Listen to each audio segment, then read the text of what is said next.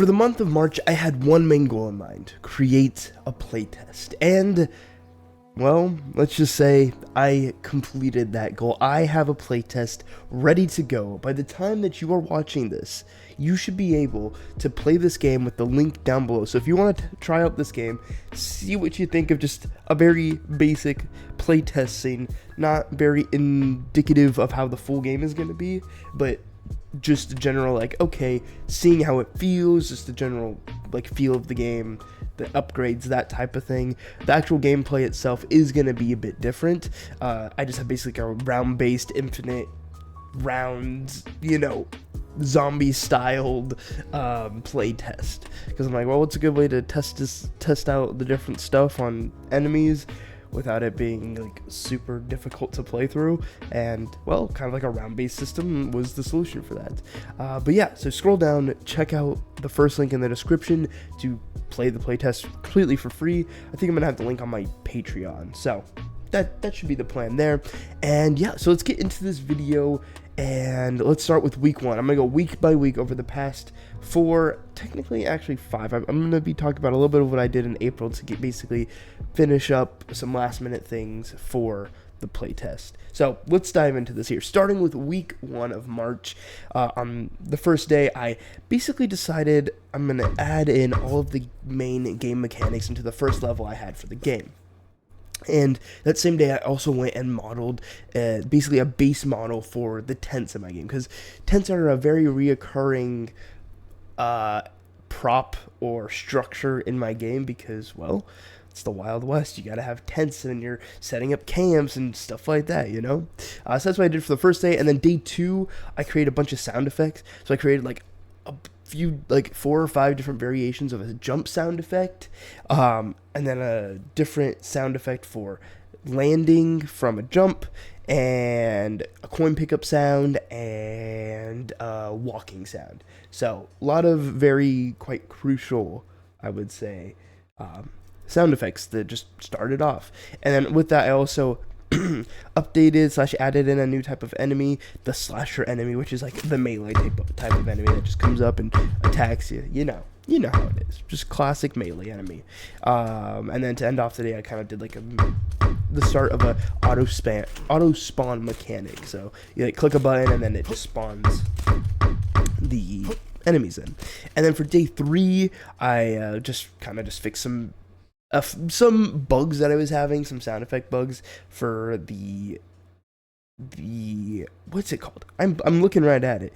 I think I put the wrong thing in, but it says fix ground sound effect on my like outline here. I'm like, what am I talking about? Ground sound effect? No, the jump, or not the jump, the walk. That's what it is.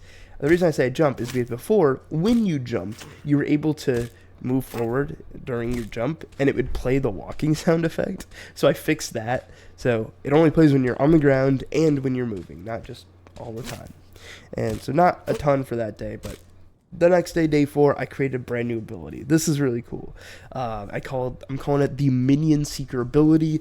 I actually came up with this, I want to say probably like 2 months ago at this point. Probably like at the end of that first month of development, I was coming up with some abilities, and this is one of the 2 that I originally came up with, the Minion Seeker.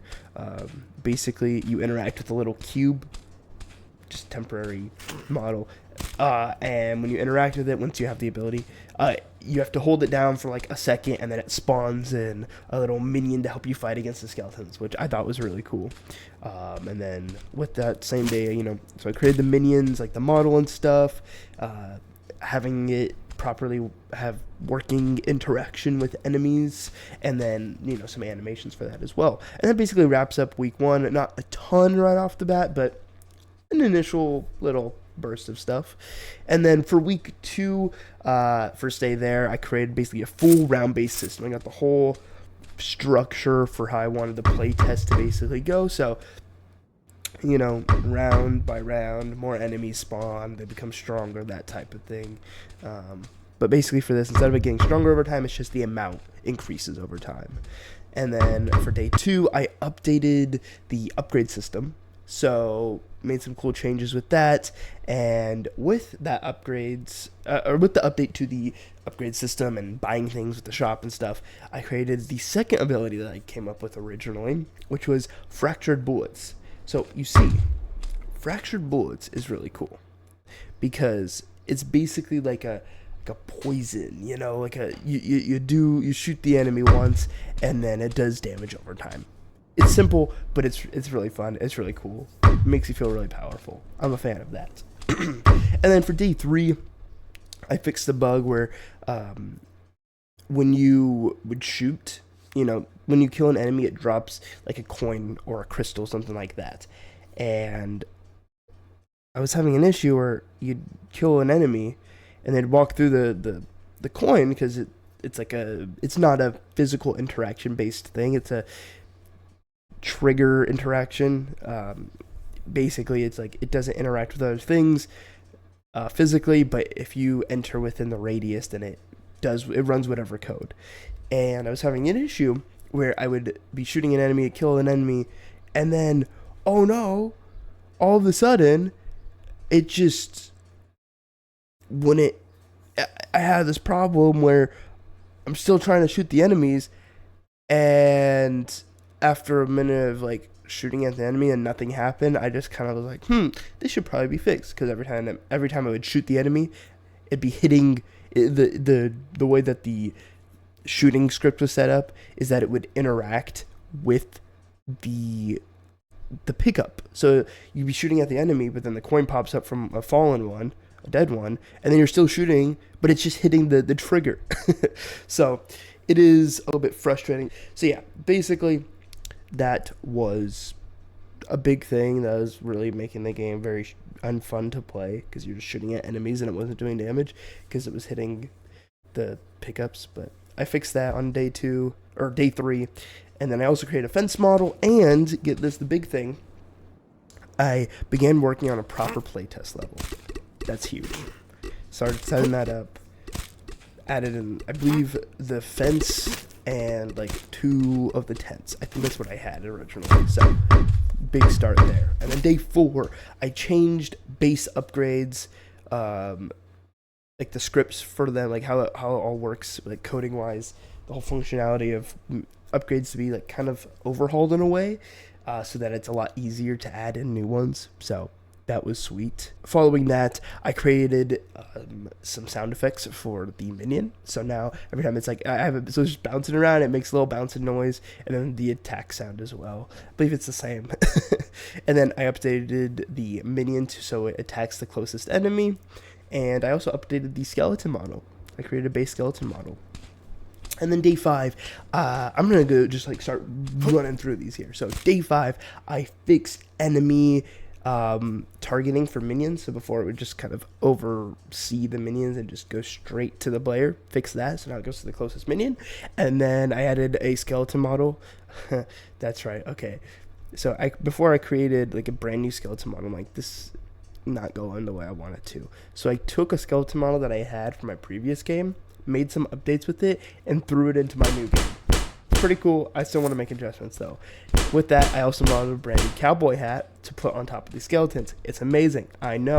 And to end off day 5 for week 2, created new animations, attack and idle animations for the skeleton, and that was all great. Day 6, created a new shooting effect, sound effects. That's what it was. So this was interesting because I have it on my little outline here, video outline. It took me 8, I feel like it was more, but at least 8 different attempts to try to get the shooting to just sound somewhat proper for what I was going for, and I think it turned out alright. Don't know if I love it, but for right now, it works. Yeah, I just kept tweaking and messing with things, and yeah. And then next up for day 6, I fixed some more bugs, adjusted some stats, made sure everything was kind of working a little better, and I created basically the game into a playable test scene. At the very end of week 2, it kind of started to come together as a playable test level. And then for week 3, this is where a lot of the, I would say, polishing came in. So day 1, I added a new enemy, the brute, the special brute enemy. It shows up on kind of like special rounds, and these new brute enemies are slower, but they have greater health and greater damage. So they're a force to be reckoned with, let me tell you. And then, create some animation for him and a specialized model with 2 skulls. Very fun. And yeah, when you kill the brute, that's how you get the crystals. So you kill the special brute, and it drops the crystal, which you're able to use for the better upgrades. And then I created a specialized model for the slasher, the original one, the base skeleton one. Just added like some purple to the hands. Pretty cool. And some skeleton hurt effects. So every time you shoot the skeleton, shows a little like bone falling off effect. It's cool. It's great. And then for the final thing for the beginning of week 3 here, I added some bob/sway to like the weapon to the player when you moved. But that was causing me some problems throughout this time.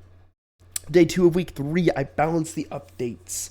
I balanced/updated the minions and minion seeker ability just to make it a little better, adjusted stats, that type of thing.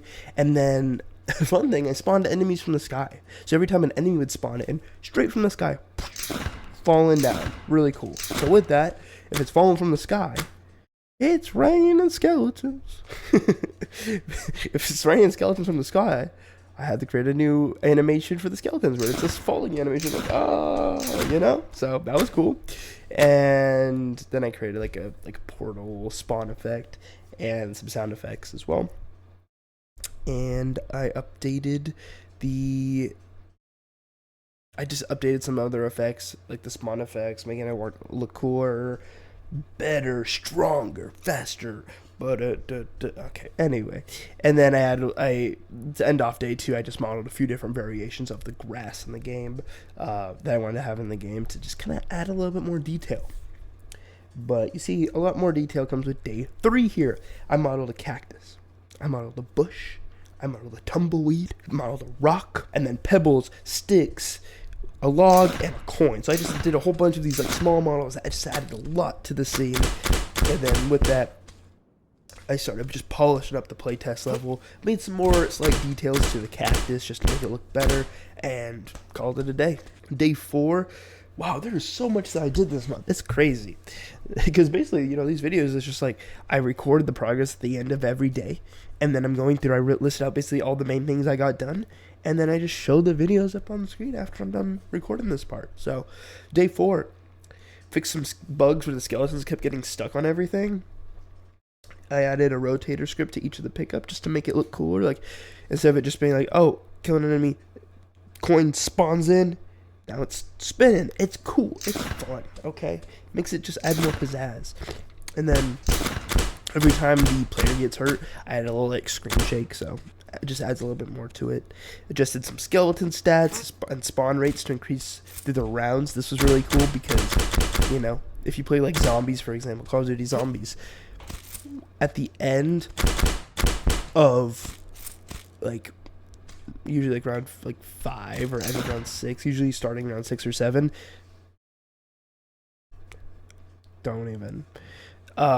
there's like special rounds in zombies, and then that's kind of where I got the idea for the brute, kind of like having him be like a special round zombie, but not only brutes, just brute in addition to everything else.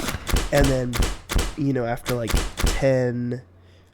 level 10 or level 30 or 50, like after like bigger milestones, the difficulty in terms of like zombie health, I think the zombie health is constantly going up, but I think maybe some games it's like every 10 rounds it increases a little bit type of thing. So that's kind of what I did. So after round 5, spawn rates, I think it's round 5. After round 5, the spawn rate, how fast they're spawning, and goes up like a lot more. The amount of health and damage and speed of all of them also increases, and it happens every 5 levels until level 15, where it's like, all right, you get to level 15, you're done. Is basically what ended up happening with that. And then I created a little cool death state for the skeleton and made it so the cactus, when you run into it, would actually hurt you. Because, yes, that's what we need. Day 5, I made bones collapse on death for skeletons. So that death state I was talking about from the previous day, really worked on that more to make a cool death effect. So all the skeleton's bones, when you kill them, it just falls apart. It's awesome. You just roll it around. It's great. It's great. Fixed some bugs, updated the cactus and fence model more. I really worked on that cactus a lot. And then worked on the story a lot for day 5. And then day 6. Okay, day 6 is when I added a button when you had the Minion Seeker ability to switch between Minion Seeker and normal mode, because Minion Seeker, it's kind of like, ooh, see through the veil, see through the dimensional fracture. And that's how you're able to, get the Minion Seeker, or the minions. And so it's like a cool overlay, basically, a post-processing mask, if you will, that shows up only when you're in Minion Seeker mode. So I made it so you can switch between the modes once you unlock that upgrade. And then I create a second level for the Minion Seeker ability to insta-spawn them. So originally, you buy the Minion Seeker ability. Then you go up to the little, spawner, basically. You interact with it. You got to hold it for, 1 second. And then once that 1 second's up, it spawns in. Now, with level 2, you just go up, you just interact, it insta-spawns. It's great. Next up, I fixed the stamina system. I was having a lot of issues with that. That should be all good, all fixed, all fine and dandy. Okay? And then I added the most important feature in any cowboy game. The ability to shoot the hats off of the enemy. The cowboy hats, you can shoot them right off. It's awesome. I want to do something with that. It's fun. And then I also created a little heart shop purchase, or a heart purchase to the shop, I should say. And that was cool, so that way you're able to actually buy health. And it's a little bit more expensive and mainly useful later on in the game. And then modeled the stagecoach so I made this cool little stagecoach model, and that's what we're using for the shop. So, pretty cool. And then finally, for day 6, I updated my revolver model. That was the end of week 3 there. And then week 4, you're not going to love this one. My family was my family was visiting. So I did very little this week. Week 4 was kind of a dud, a little bit, but worth it because I was hanging out with my family. Basically, the main thing I was doing throughout the week was kind of learning a little bit about lighting and game optimization, because I wanted my family that was visiting to play the game. So I tried to download it and send it over to my girlfriend's console, like a little handheld, Asus ROG Ally. But the thing was, my game was very poorly optimized. I have a very decent computer now that can run, say, Call of Duty, very heavy game, at, max settings, basically. And it gets over 165 frames per second, because I cap it at 165, because that's the refresh rate for my monitor. Keep in mind, that's Call of Duty at the highest settings. Easily does 165 FPS. My game was doing 90.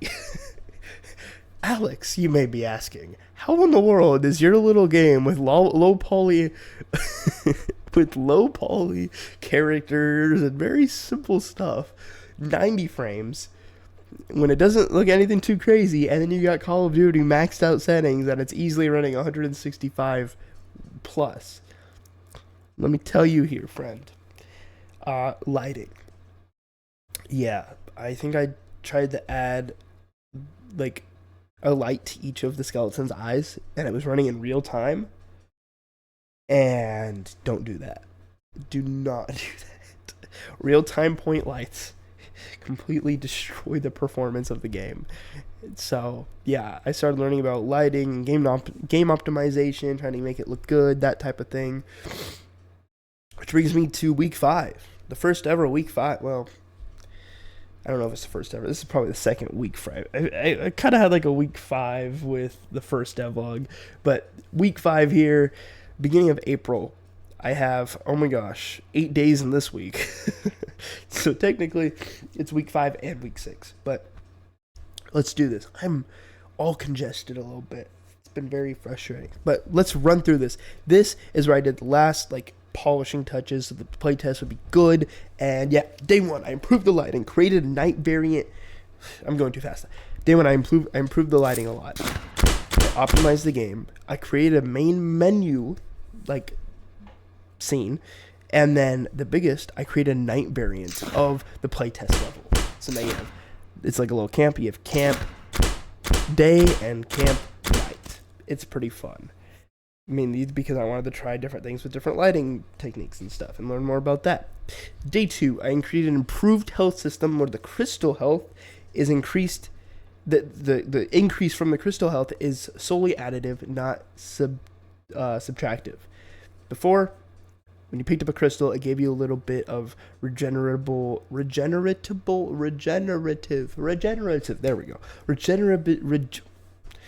It gave you health that could regen, but it took away your main health. So I was having some issues where you'd, like this bug where you'd be at low health and then you pick up a crystal and it gets rid of your regular health.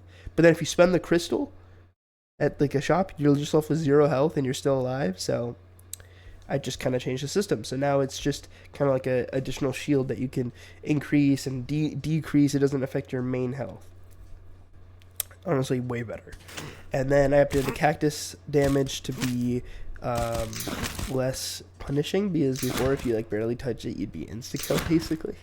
So I made it so it's like you do an initial hit of damage and then damage over time. And then I created a new shoot and reload animations, created a pause menu, and fixed a big bug where you could jump on top of a skeleton and just kill all the other skeletons and have no damage taken to you. Very game breaking.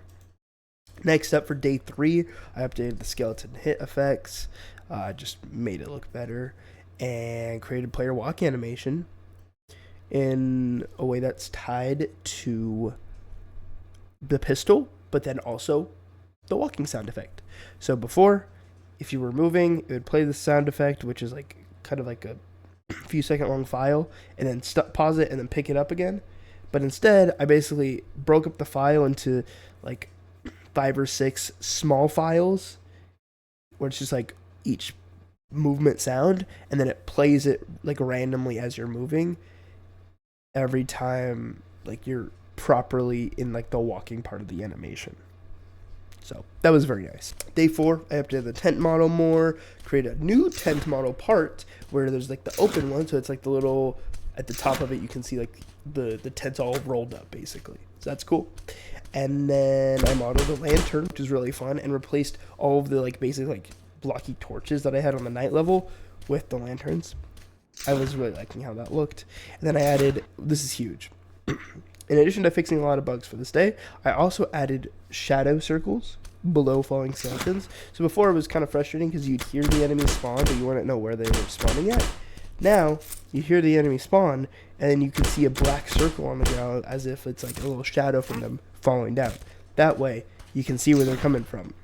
Maybe in the future I'll make it so it's like it gets smaller or bigger as they're about to hit the ground. Right now, it's just a static circle, and then once the enemy hits the ground, it disappears.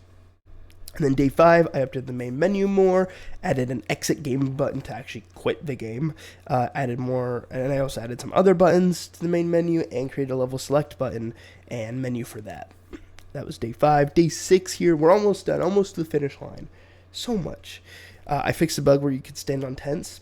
That was a bug as well. No enemies could hurt you, you just stood on the tent. Cool.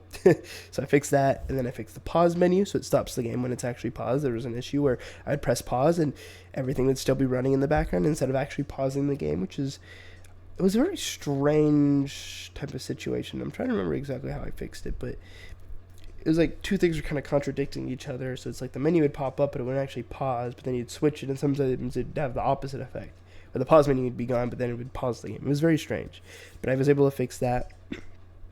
And then create a welcome / how to play little menu in the main menu as well. And then for day 7, created a game over menu and fixed some issues with the fractured bullets, where the hit effects from the fractured bullets would just spawn in the middle of the map instead of the skeleton. And then the final day here, I fixed the game over menu because I was having an issue where when you would die, the game over menu would pop up, but the general user interface would still be there. So I made sure that gets deactivated when you die, and it's just the game over menu. And then to end off everything for day 8 of this week, because that's how that works, I created a crystal model. So now the crystal has an actual proper model, and I actually spent way longer than I was expecting to actually get the rotations right because of how it was in Blender. It wasn't orientated the right way, so it was like, oh, it's supposed to turn on one axis, but it's like turning all over the place. So fix that as well, and yeah, that's the final. It's day 8 of week 5. Basically, all the work relating to the playtest for this in April here, along with everything in March. So yeah, playtest is up. Playtest is ready. Go check it out. Link down below. This is a way longer type of video. I'm curious what you think about it. Let me know. Oh, we got Kiwi here. Kiwi wanted to say hi to you all. Yeah. But yeah, hopefully, wow, this is a long video. If you like this kind of like less edited, kind of just going with the flow type of vibe for the videos, let me know. If I do, I'll probably do this again, but make it so it's a lot shorter by doing just more devlogs every like week or so.